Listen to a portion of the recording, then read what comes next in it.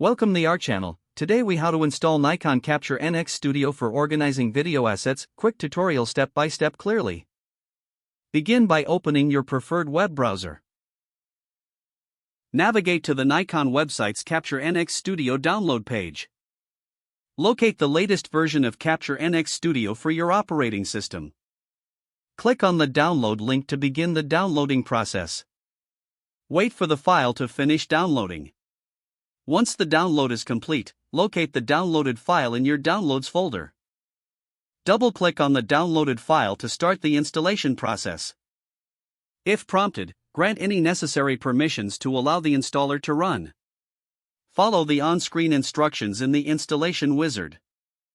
Choose your preferred installation directory or use the default location.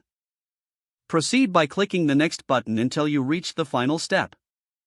Click on the Install button to begin the installation. Wait a few moments as the software installs on your computer. After the installation is complete, click Finish to exit the installer.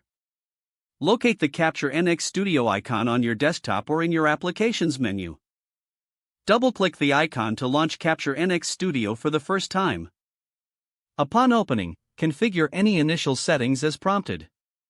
Begin importing your video assets into Capture NX Studio for organization. Utilize the various tools available to categorize and manage your video files effectively. Explore the user interface to familiarize yourself with its features and functions. Now you're ready to start organizing your video assets efficiently.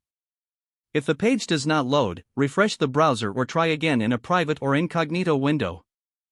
Make sure you are using the correct email address, then retype it carefully to avoid small typos.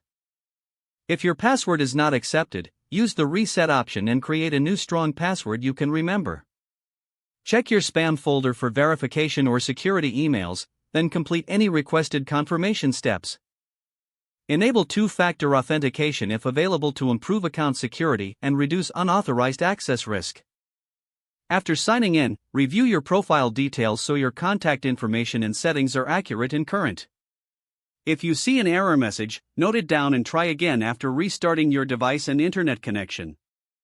Don't forget to like this video and subscribe to our channel for more step-by-step tech guides.